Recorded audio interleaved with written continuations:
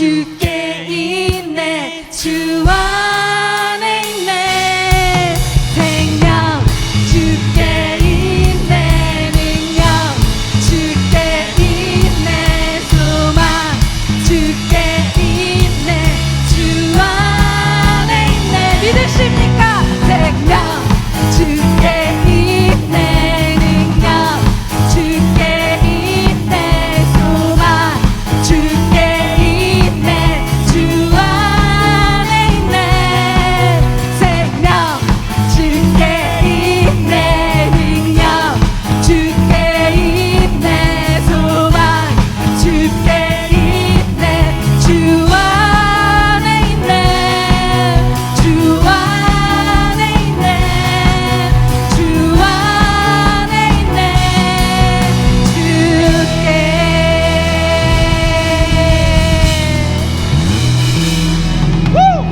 우리 주님께서 먼저 우리를 생명 다해 힘을 다해 사랑하고 구원하셨습니다. 아멘. 그 완전하신 사랑의 바른 반응을 주님께 예배로 돌려드리기 원합니다.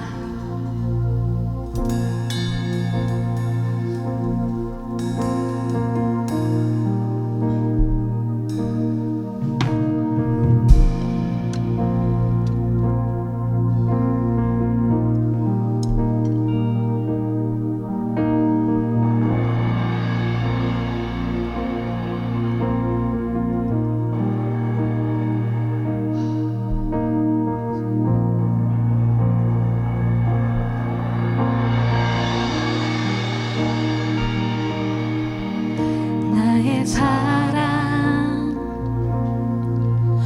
너는 어여쁘고 참 귀하다 어느 보석보다 귀하다 내가 사랑스럽지 않을 때 너를 온전히 사랑하고 너와 함께하려 내가 왔노라 주의 사랑 이 사랑은 결코 변치 않아 모든 계절 돌보시네 푸른 마르고 꽃은 시드나 주의 말씀은 진실해 실수가 없으신 주만 바라라 주님의 나라와 뜻이 나의 삶 속에 임하시며 주님 알기를 주만 보기를 소망해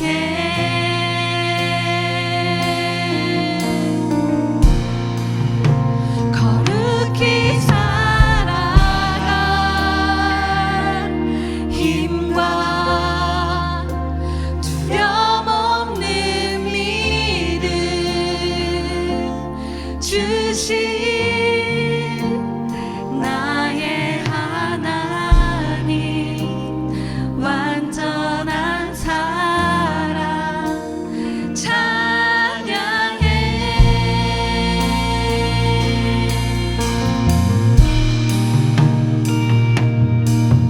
나의 사랑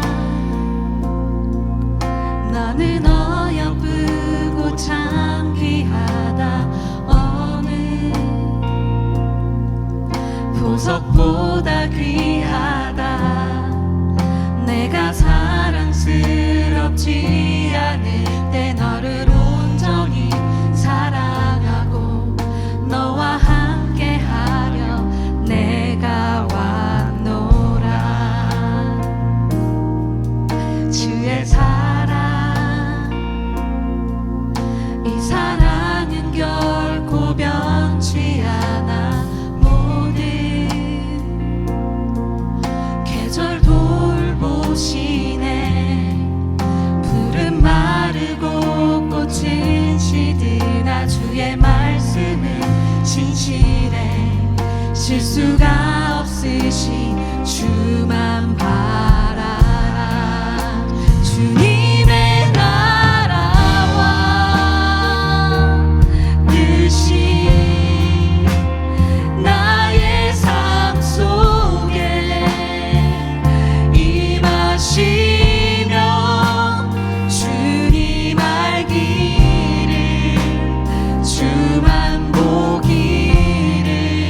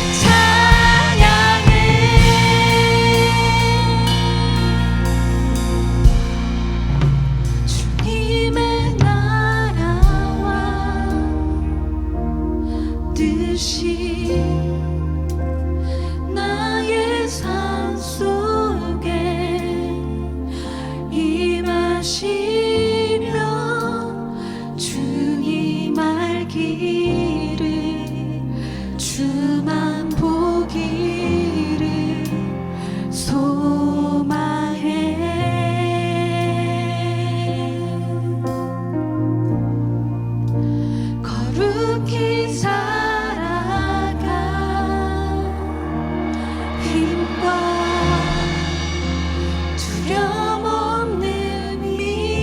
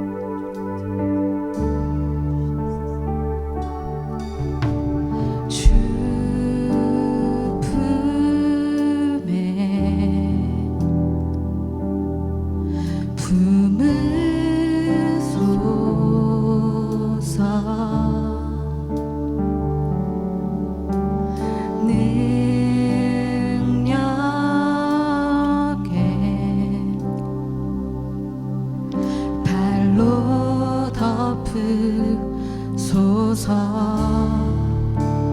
거친 파도 날 향해 와도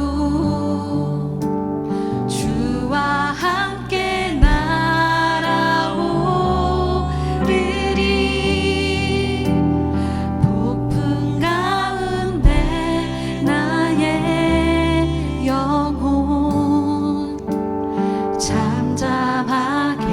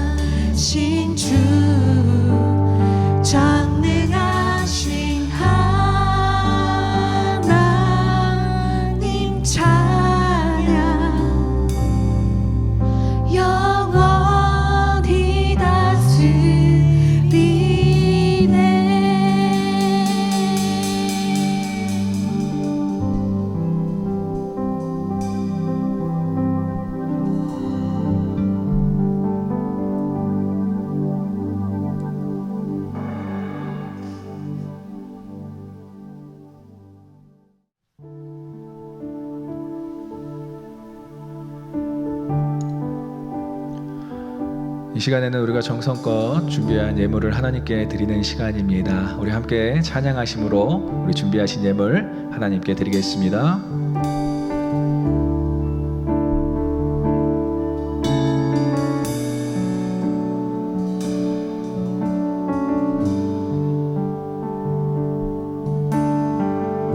나의 소망은 나의 소망은 주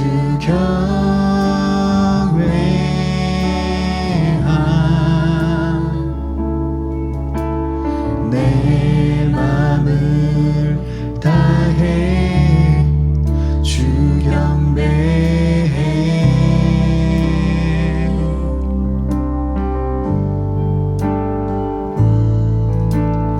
내 안에 모든 것 주 찬양해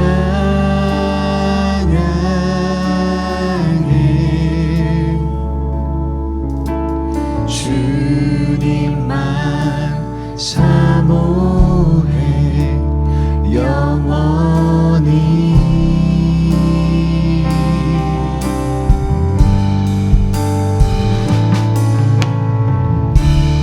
나의 맘을 주께 내 영을 주님께 나 주 위해 살아있는 동안 어느 순간에도 나 주만 따르리 나의 맘을 주께 내 영을 주님께 나 주 위해 살아있는 동안 어느 순간에도 나 주만 따르리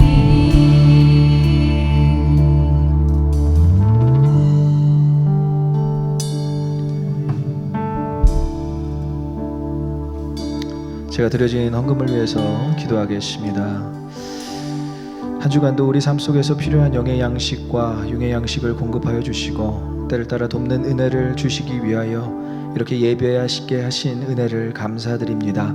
하나님만이 우리의 반석이시고 피난처이시며 영원히 함께 하시는 아버지임을 기억할 때 비로소 우리가 이 땅에서 온전한 자유와 은혜를 누릴 수 있을 줄 믿습니다. 오늘도 그 영적 비밀을 깨닫는 시간 되게 하여 주시고 갈급하였던 우리의 모든 영적 갈망이 채워지는 예배 되게 하여 주시옵소서. 이 시간 하나님의 것을 구별하여 예물 드리며 감사하는 손길을 기억하여 주시고 특별히 이 고난의 때에 더 풍성한 것으로 날마다 채워주셔서 드리고도 남을 만큼 채워지고도 흘려보낼 만큼의 은혜와 축복을 허락하여 주시옵소서. 온라인 예배로 나아가는 모든 성도들이 이 예배 가운데 동일한 은혜 누리게 될 줄 믿사오며 이 모든 말씀 살아계시고 역사하시는 우리 주 예수 그리스도의 이름으로 기도드리옵나이다. 아멘.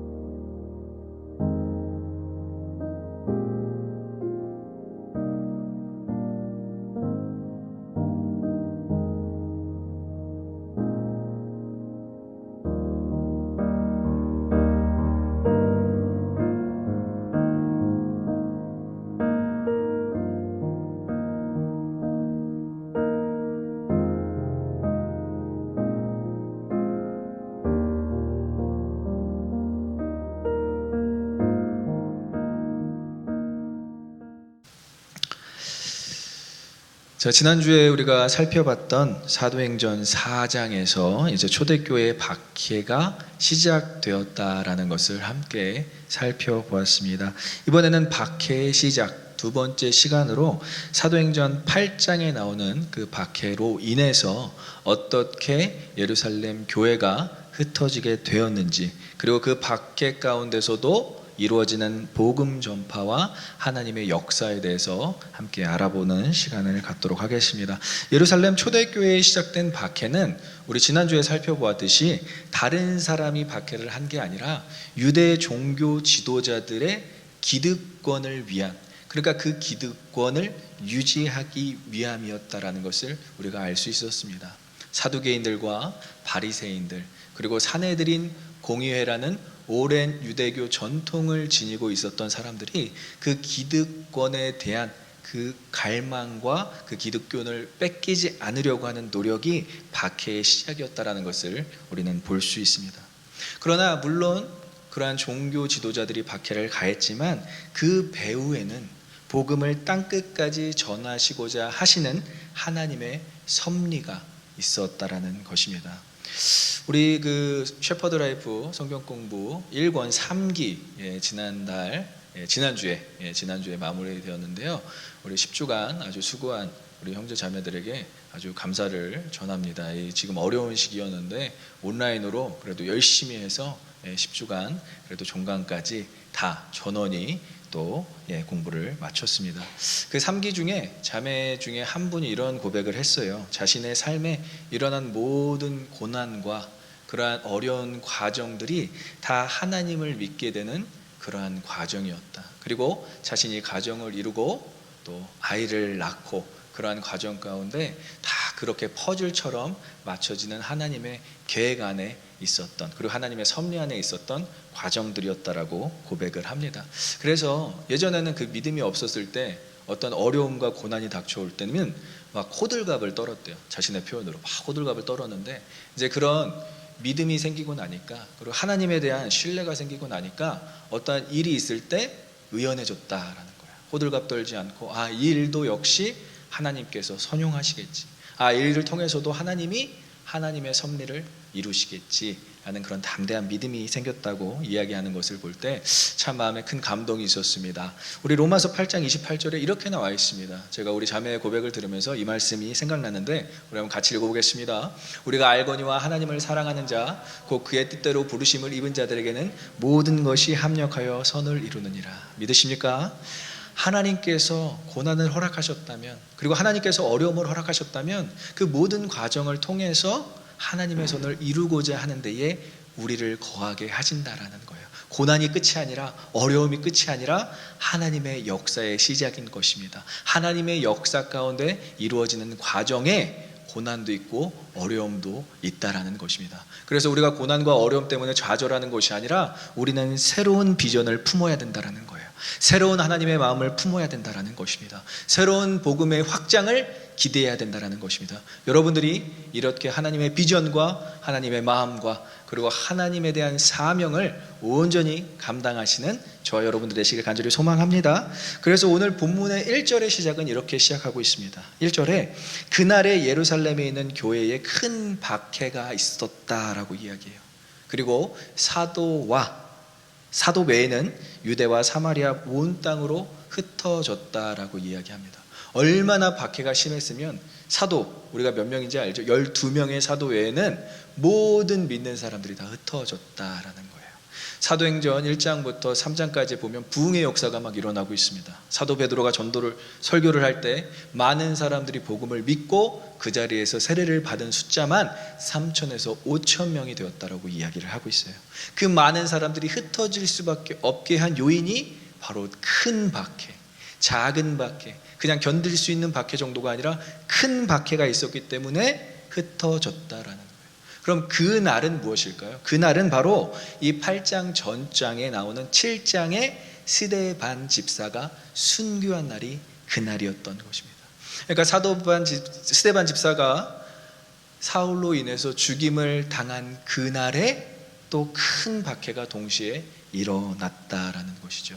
스데반 집사가 순교하던 날, 그날에 큰 박해가 일어났고 또 모든 사람들, 사도를 제외한 모든 사람들이 흩어질 수밖에 없는 상태를 이야기하고 있어요.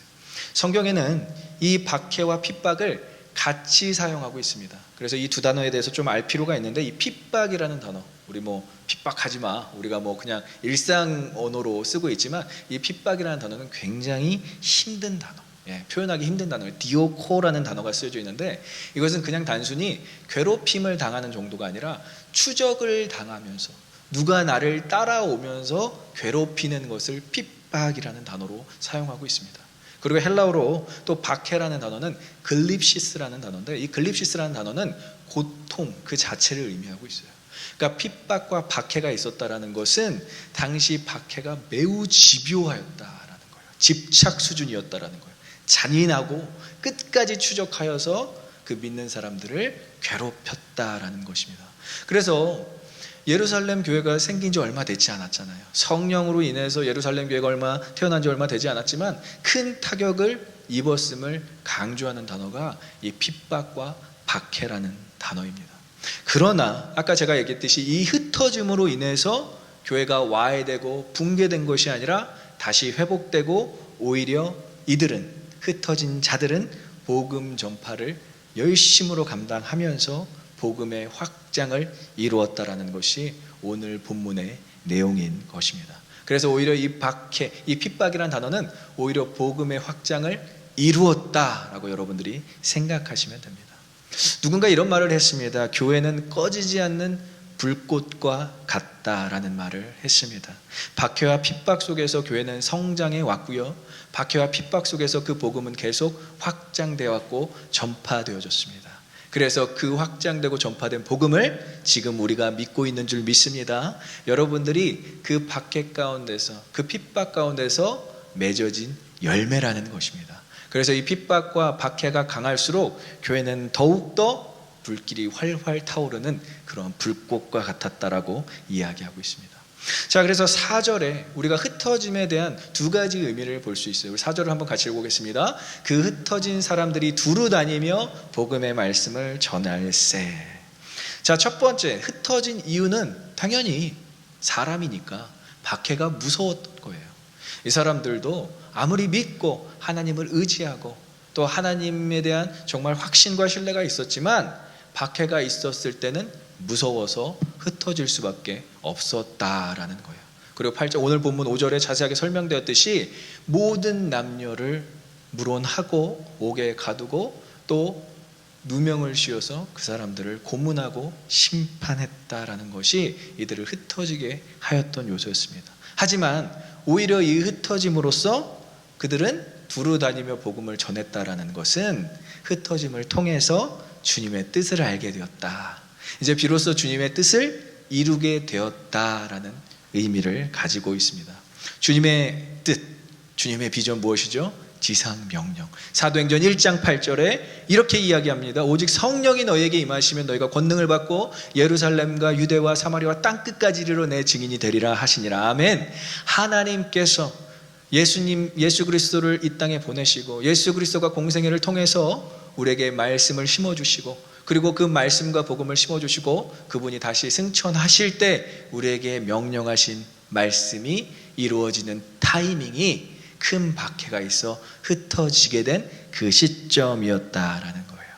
그래서 이 흩어지다라는 단어 우리가 또 살펴볼 필요가 있는데, 이 원어로 흩어진 자들, 흩어진 사람들을 의미하는 것은 디아스페렌테스라는 명사입니다. 그래서 디아스페렌테스라는 말은 말 그대로 영어 성경에서 이렇게 번역하고 있어요. Those who had been scattered, 흩어진 사람들이라는 것이죠. 그래서 흩어진 사람들을 뜻하는 이 디아스페렌테스라는 이 동사의 원형은 디아스페이로라는 단어예요. 디아스페이로라는 단어.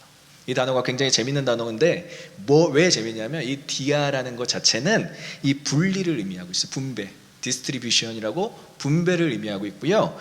이 씨 뿌리다라는 단어로 스페이어로라는 단어가 쓰였어요. 스페이로. 그러니까 분리되어서 씨를 뿌리다라는 단어가 이 흩어진 자들을 의미하고 있다라는 거예요. 헬라어에는 이렇게 재미있는 명사, 재미있는 동사를 사용하면서 이 흩어진 자들이 무엇을 하고 있냐 정확하게 묘사하고 있는 거예요. 씨를 뿌리는 것, 복음을 뿌리기 시작했다라는 것입니다. 많은 기독교인 남녀가 핍박을 받으며 옥에 갇히는 상황이었는데도 불구하고 이 흩어진 자들로 인해서 복음의 확장과 복음의 전파는 계속 이루어졌다라는 것을 강조하고 있는 것입니다. 그래서 여러분들이 오늘 흩어진 사람들, 흩어졌다에 주목하는 것이 아니라, 그것이 중요한 동사로 우리가 보는 것이 아니라 흩어진 자들이 무엇을 하였느냐가 중요한 것입니다. 우리 두 가지가 있는데 흩어진 자들이 무엇을 하였죠? 첫 번째는 복음의 말씀을 전했습니다. 한번 따라해 볼까요? 첫 번째, 복음의 말씀을 전했다. 흩어진 자들은 이렇게 복음의 말씀을 전했어요. 영어 성경에는 preaching the word라고 나왔어요. preaching the word.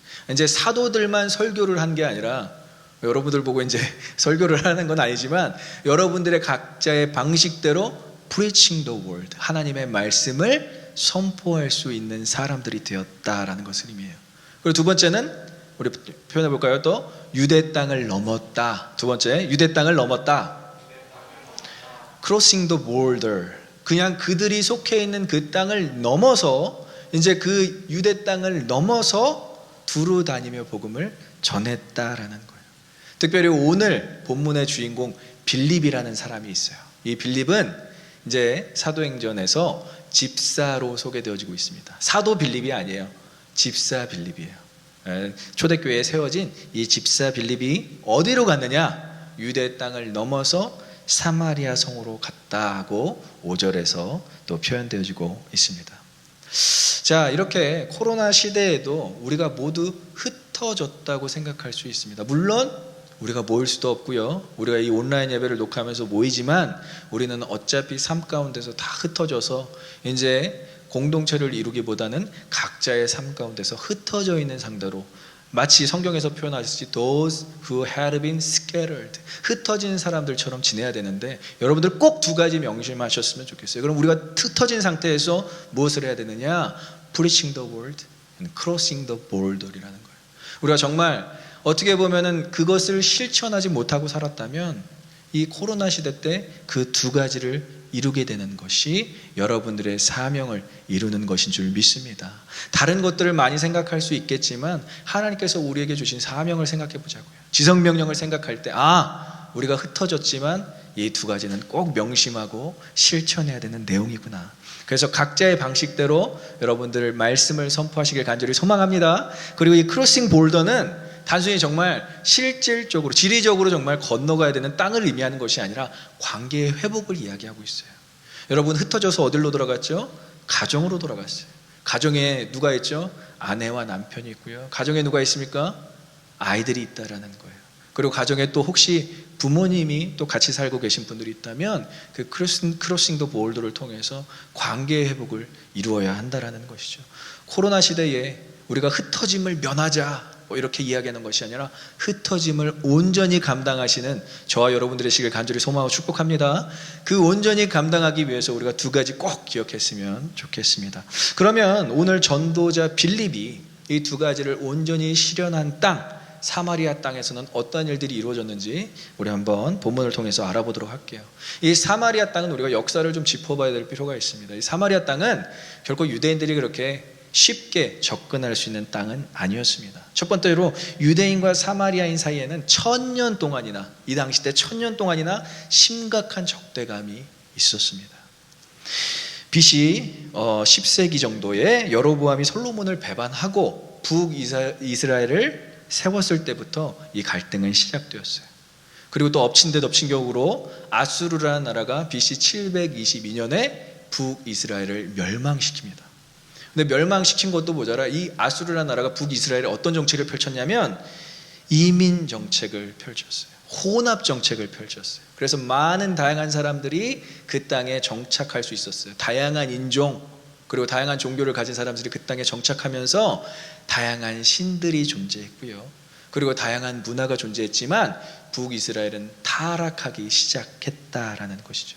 그래서 물론 바벨론 포로로 끌려간 유대인들도 있었고 예루살렘에 남아있던 유대인들도 있었지만 포로 귀환이 끝나고 이 식민화가 끝나고 나서는 유대인들이 사마리아인들을 굉장히 멸시하였고 개처럼 취급했다고 성경 곳곳에서 표현되어지고 있습니다. 복음이 필요하지만 누구도 섣불리 가지 못하는 사마리아 땅을 빌립은 직행하는 거예요. 이 장면 어디서 우리가 많이 봤잖아요. 요한복음 4장에서 예수님이 사마리아 여인을 만나기 위해서 사마리아 땅을 직진하시는 장면, 그거랑 너무 똑같다라는 거예요. 그런데 그의 직분은 뭐였다고요? 집사, 디컨, 교회를 관리하고 교회를 유지하고 교회를 지키는 사람이었는데, 이 사람이 흩어지자마자 직행한 곳이 사마리아였다는 거예요. 이제 이 본문을 보면서 여러분들 막 그래요. 집사가 목사보다 낫네. 사도들은 예루살렘에 가만히 있는데 집사가 먼저 저렇게 사마리아 땅을 가네. 이렇게 생각하시면 안 돼요. 누가는 그거를 이야기하는 게 아니에요. 이 예루살렘에 남아 있으려면 사도들의 책임감, 사도들은 죽음을 무릅쓰고 예루살렘에 남아 있었던 거고요. 이제 흩어진 사람들은 정말 복음이 필요한 곳에 복음을 전했다라는 것을 누가가 강조하고 있습니다. 하지만 이렇게 다른 땅, 낯선 곳에 복음을 전하는 사람들을 저는 매우 존경합니다. 복음을 위해 헌신하는 선교사님들을 여러분 생각해 보시면 돼요. 선교사님들이 물론 신학교 가서 콜링 받는 경우도 있지만 대부분 평신도에서 신앙생활을 하다가 이분들이 하나님께 콜링을 받는 경우가 더 많아요. 그래서 지사님, 장로님 아니면 여러분들과 같은 젊은 나이에 선교사로 헌신하겠습니다 하고 하나님께 서원하는 분들이 계시다라는 거예요. 하나님께 헌신하는 분들이 계시다라는 거예요. 그래서 목회자보다 더 높은 부르심이 아닐까, 제 개인적인 생각은 그렇고요. 저희 아버지도 역시 그렇게 생각하셨습니다. 목회자이신데 지금도 목회를 하고 계시지만 선교사로 나가신 작은 아버지, 그러니까 아버지의 동생, 남동생, 그 막내 작은 아버지를 더 존경하시고 더 정말 귀한 일을 감당하신다고 그렇게 선포하셨습니다. 이렇게 선교 사역을 감당하고 낯선 곳에서 하나님 나라를 전파하는 것을 우리가 정말 존경할 뿐만이 아니라 이분들을 위해서 우리가 기도해야 된다라는 것입니다.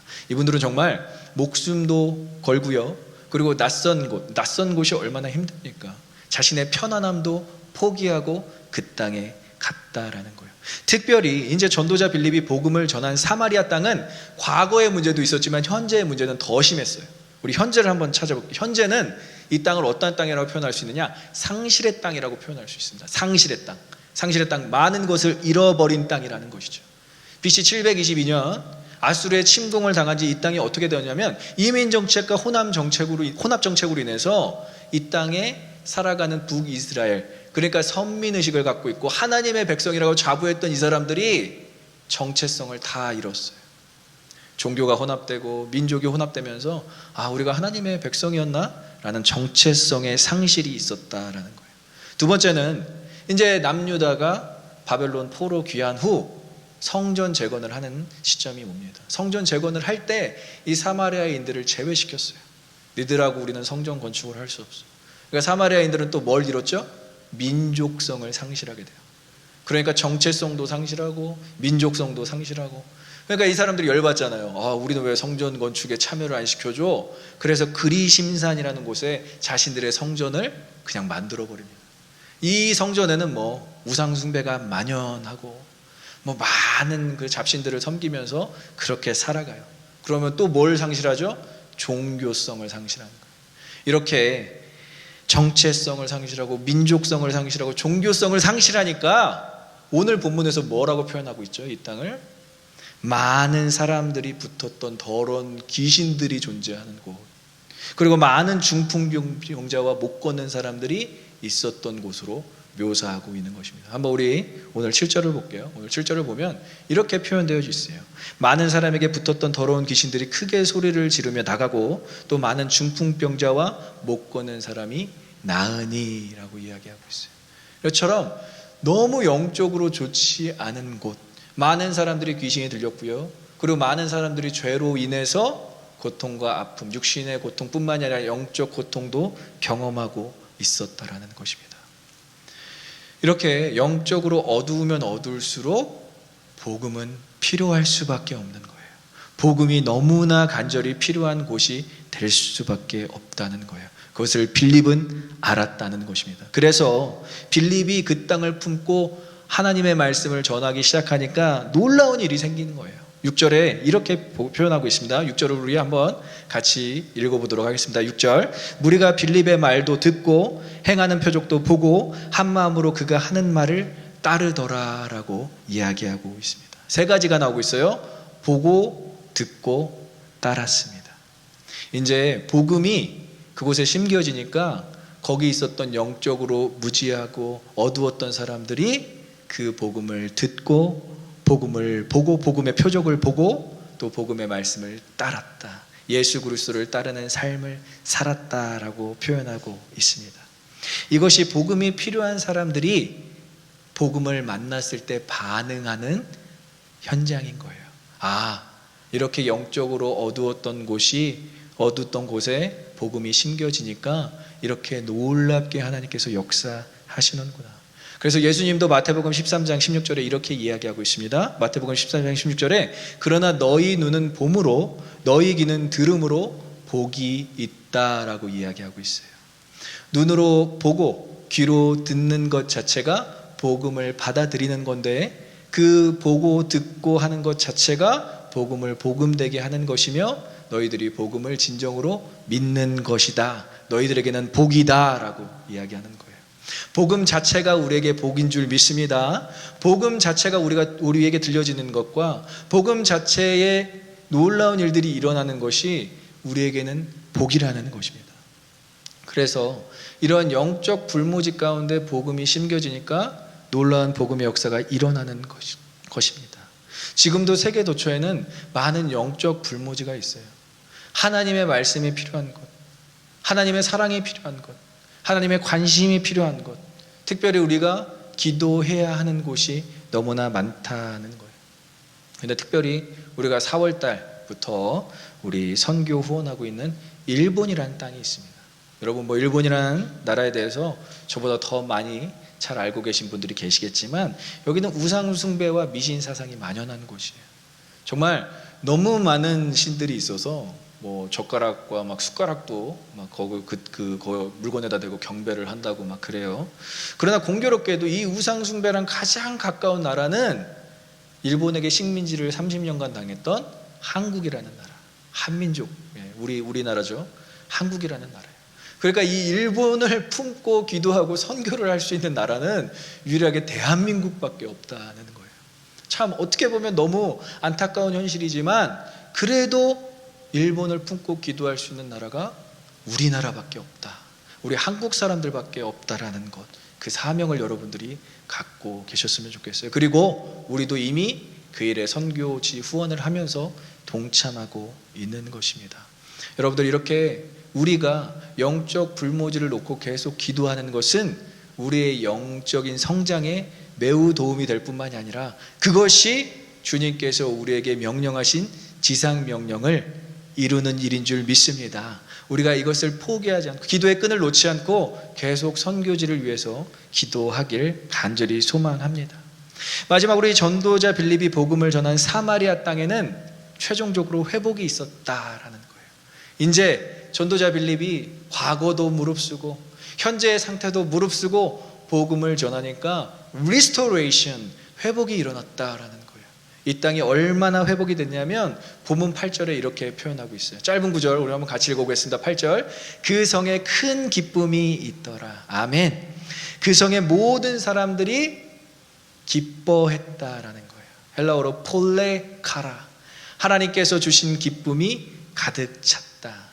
과거의 아픔도 있었고요, 현재의 영적인 상태도 있었지만 초월하여서 복음이 역사하는 장면, 그 성에 큰 기쁨이 있었다고 표현하고 있습니다. 또 10절에 어떻게 얘기하고 있냐면 10절은 이렇게 이야기하고 있습니다. 낮은 사람부터 높은 사람까지 다 따르며 이르되 이 사람은 크다, 빌립을 얘기하죠. 이 사람은 크다, 일컫는 하나님의 능력이라 하더라. 하나님을 찬양하기 시작했어요.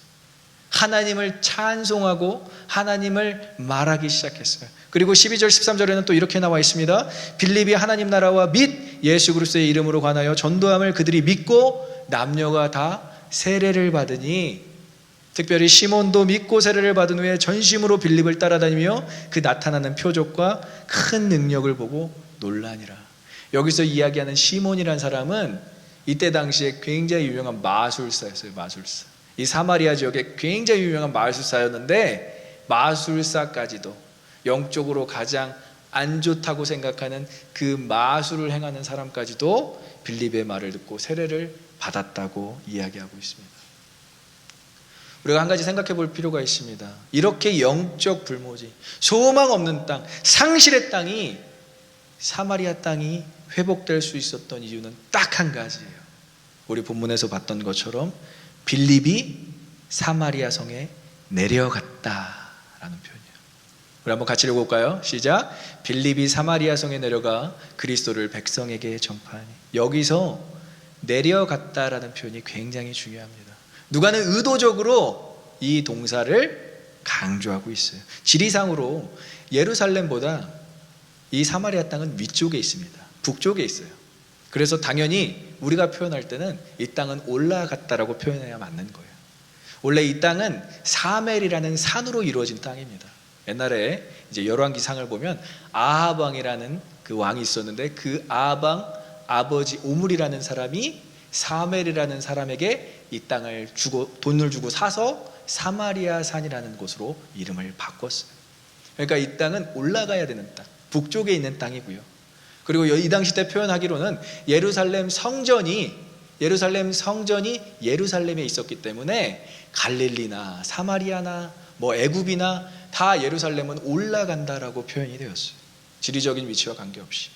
그런데 누가는 일반적인 표현을 할 때보다 더 내려갔다라는 동사를 강조하고 있습니다. 이 내려갔다라는 동사가 헬라어로 카테솔이라는 단어인데, 이 단어 자체는 과거 동명사구를 쓰고 있어요. 동명사구가 having gone down to city of Samaritan이라고 나와 있는 거예요. 그러니까 이 빌립은 하나님의 마음을 품고 내려갔다라는 거예요. 영적인 불모지, 소망 없는 땅, 상실의 땅. 우리 한국도 마찬가지잖아요. 한국도 우리가 일본을 가려면 비행기 타고 내려가야 된다고 표현을 해야 되잖아요.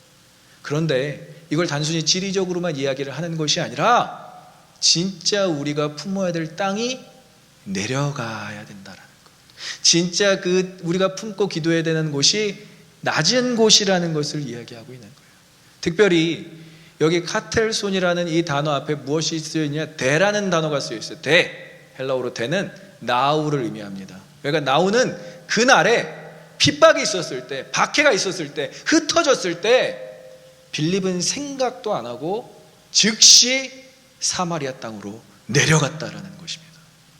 여러분, 이 말은 무엇을 의미합니까? 빌립은 사마리아 땅을 품고 계속 기도했다는 거예요. 사마리아 땅을 품고 마음 가운데 하나님의 눈물이 있었다라는 거예요. 그러니까 이제 박해가 시작되고 이제 흩어져야 되는 딱 시기가 오니까 뒤도 돌아보지 않고 사마리아 땅으로 전진하는 빌립 지사의 결단의 모습을 볼 수 있는 것입니다. 우리가 섬겨야 되는 곳, 우리가 하나님의 복음을 전해야 되는 곳은 우리가 올라가고 우리가 높은 곳에 있어야 복음이 전해지는 것이 아니라 우리보다 낮은 곳에 복음을 전해야 된다라는 거예요. 저는 오늘 본문을 보면서 창세기 11장과 비교해 보았어요. 창세기 11장에 보면 바벨탑을 쌓잖아요. 이제 홍수로 하나님이 우리를 멸하지 못하게 우리가 높은 곳으로 올라가자, 흩어짐을 면하자라고 표현되어 있습니다. 창세기 11장에 보면. 그런데 오늘 본문에서는 흩어짐을 면하자가 아니라 흩어짐을 감당하자. 흩어짐을 감당하는데 어떻게 감당하냐? 내려가자. 우리의 삶이 높은 곳이 있었다면, 우리의 마음이 높은 곳에 있었다면, 우리의 비전이 높은 곳에 있었다면, 아니, 하나님의 비전은 낮은 곳에 있다고 이야기하는 것입니다. 그래서 빌립은 내려갔다, having gone down to the city of Samaritan이라고 이야기하는 거예요. 자, 우리가 복음을 전해야 되는 곳, 복음을 전파해야 하는 곳, 내려가야 하는 곳은 어디입니까?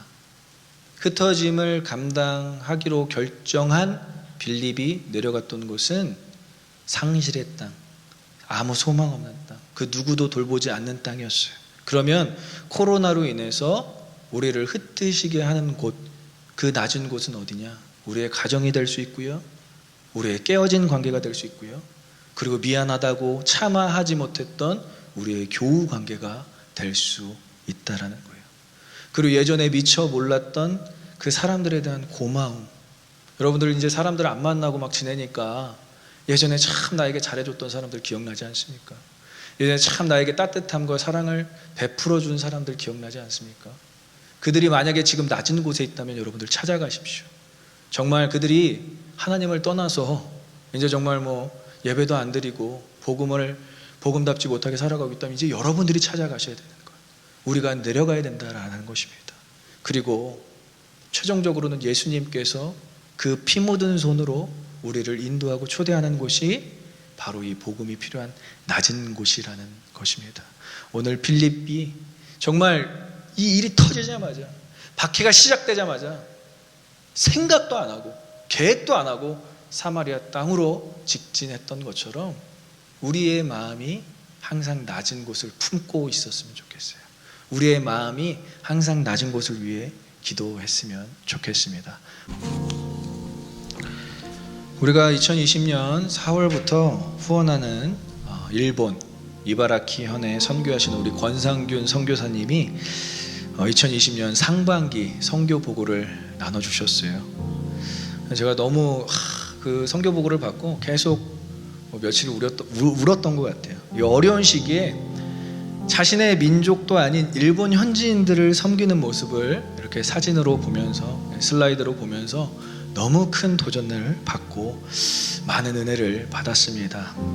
우리는 착각할 수 있어요. 이 코로나로 인해서 뭐 교회도 문을 닫고 선교지도 다 힘들고 선교사님도 다 떠났다고 생각할 수 있어요. 하지만 이러한 시기에도 묵묵히 그 선교 사명을 감당하는 분들이 있다라는 거예요. 빌립 같은 사람들이 있다라는 거예요. 야, 박해가 왔으니까 이제 우리 교회 접자. 야, 박해가 왔으니까 우리 선교 다 포기하자. 이게 아니라 큰 박해가 있더니 빌립은 사마리아 성에 내려갔다라고 이야기하고 있어요.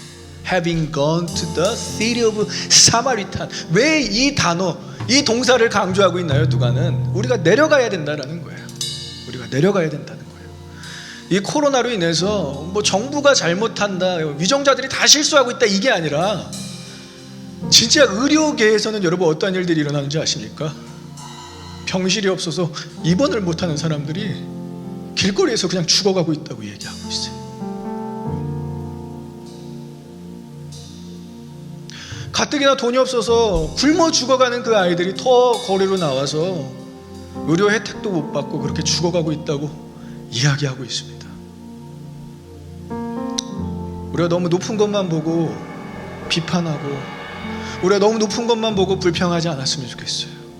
여러분들이 이 코로나 시기에 정말 봐야 할 곳은 낮은 곳이라는 거예요. 상실의 사람들, 상실의 땅, 그들을 품고 우리가 기도했으면 좋겠습니다.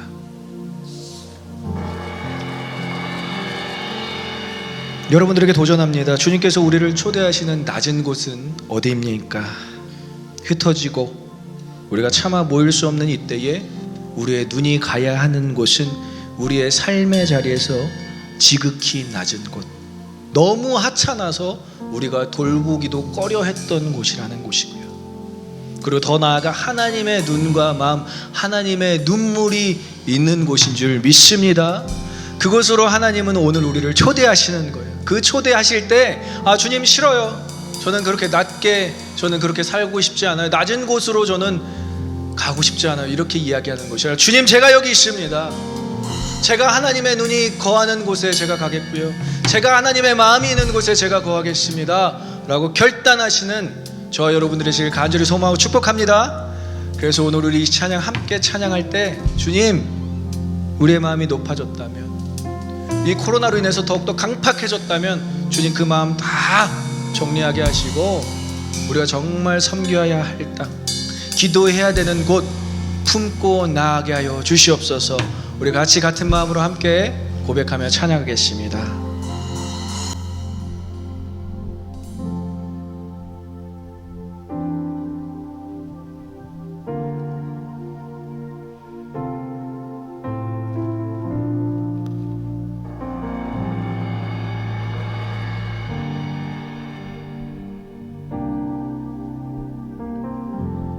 우리의 섬김이 더 낮은 곳으로, 우리의 고백이 더 낮은 곳으로 쓰러져 있는 그들을 향해 당신이 그랬듯 더 낮은 곳으로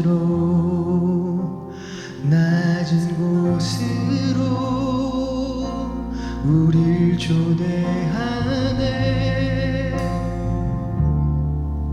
함께 하자고 말씀하시네.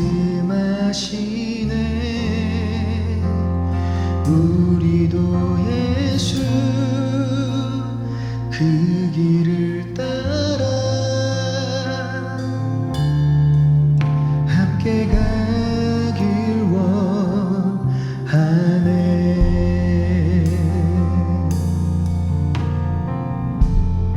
우리의 섬김이 더 낮은 곳으로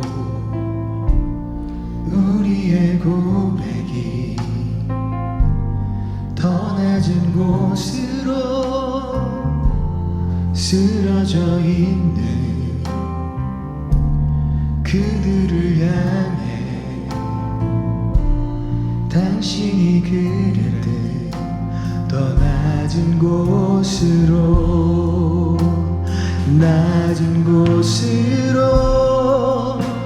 우릴 초대하네. 함께 하자고 말씀하시네.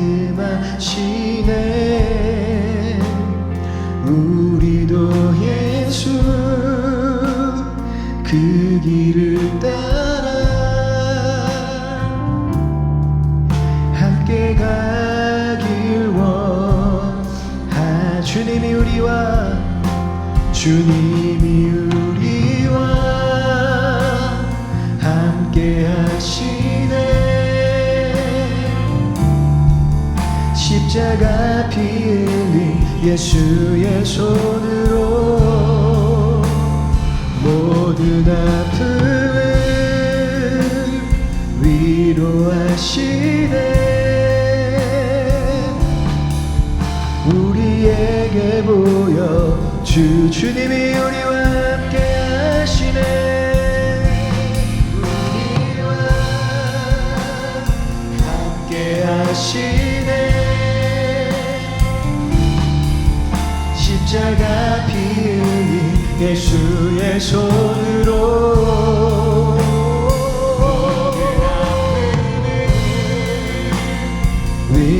위로하시네. 우리에게 보여 주님이 우리와 함께 하시네. 주님이 우리와 함께 하시네. 십자가 피 흘린 예수의 손으로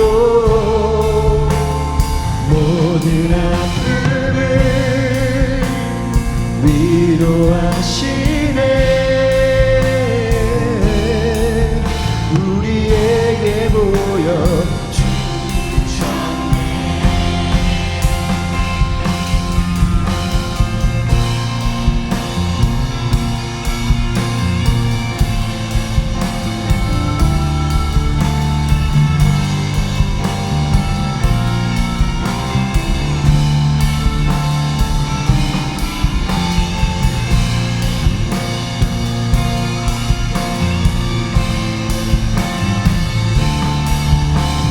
우리 이 시간에 믿음으로 목소리 높여 주님께 고백합니다. 주님 우리와 함께 하시네.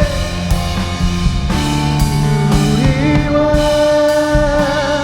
함께 하시네. 십자가 피 흘린 예수의 손으로 모든 아픔을 위로하시네.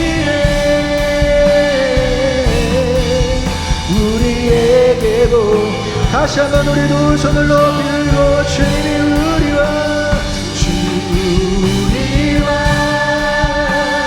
함께 하시네. 십자가 피 흘린 예수의 손으로 모든 아픔을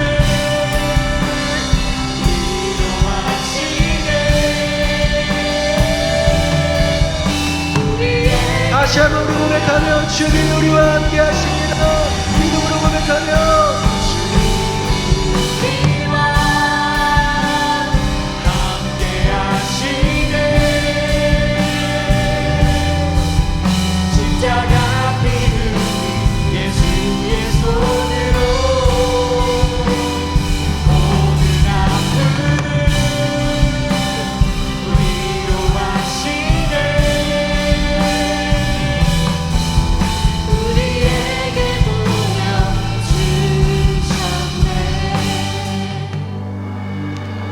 주님께서 우리에게 보여주신 그 사랑은 낮은 곳으로부터 임하시는 사랑, 주님의 하늘 보좌를 버리시고 가장 낮은 땅으로 오신 그 사랑과 은혜인 줄 믿습니다. 우리가 너무 교만하였다면, 우리가 너무 높아진 마음을 가졌다면 주님 용서하여 주시고 다시 주님께서 시작하셨던, 다시 주님께서 우리를 품으시기 위해서 시작하셨던 그 자리, 낮은 곳에서 우리의 삶을 시작하게 하여 주시옵소서. 깨어진 가정, 깨어진 관계, 깨어진 나의 마음, 낮은 곳에서부터 주님은 우리를 위로하셨습니다. 우리도 찾아가야 할 곳, 내려가야 할 곳이 우리의 깨어진 관계, 깨어진 상황, 깨어진 환경이라면 주님, 우리가 그 상실의 곳으로, 정말 주님이 필요한 곳으로 담대히 내려가게 하여 주시고 그 많은 사람들을 품는, 위로하는, 기도하는, 치유하는 우리 모두가 되게 하여 주시옵소서. 이제는 우리 주 예수 그리스도의 은혜와 하나님의 크신 사랑과 성령님의 감화 감동 충만케 하심이 낮은 곳으로 이 땅에 오신 예수 그리스도처럼 우리도 우리의 삶에서 가장 낮은 곳을 품고 기도하며 섬기며 살겠습니다. 그리고 그곳에서 하나님의 함께하심과 위로하심을 경험하겠습니다. 결단하는 모든 오버플로잉 교회 성도들 머리 위에, 그리고 이 온라인 예배를 함께 드리며 그 이름의 은혜를 사모하는 모든 주의 백성들 가운데 그들의 삶과 생업 위에 이제로부터 영원히 함께 하시기를 간절히 축원하옵나이다. 아멘.